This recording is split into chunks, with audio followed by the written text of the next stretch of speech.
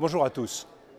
L'Office européen de lutte antifraude, qui est en charge de la protection des intérêts financiers de l'Union européenne, a rendu récemment son 30e rapport annuel. On y apprend notamment que le volume financier des fraudes touchant ces intérêts financiers a augmenté de 183%, ce qui est considérable.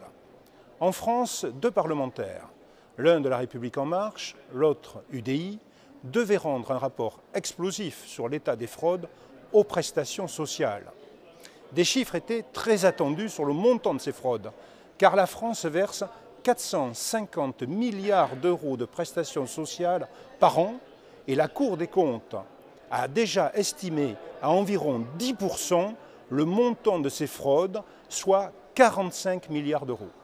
45 milliards de fraudes aux seules prestations sociales, soit bien supérieur au budget du ministère de la Défense, qui est de 35 milliards, bien supérieur au budget du ministère de l'Intérieur, qui est de 25 milliards, et très supérieur au budget de la justice, qui ne représente que 7 milliards d'euros.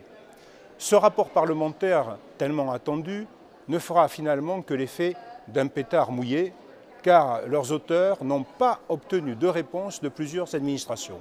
Ainsi, un sénateur, en sa qualité de rapporteur spécial de la Commission des finances sur l'immigration, n'a obtenu aucune réponse à sa question visant à connaître le nombre de personnes immigrées touchant ces prestations. Il semblerait même que des consignes aient été passées pour ne rien répondre de précis aux parlementaires. Un nouveau scandale d'État que bien peu de médias relayeront évidemment. Pour ma part, au-delà du travail parlementaire que je fournis ici à Bruxelles, je vais signaler, en ma qualité de président de l'Association professionnelle des magistrats, je vais signaler donc au procureur national financier ce que j'estime être de vastes détournements de fonds publics.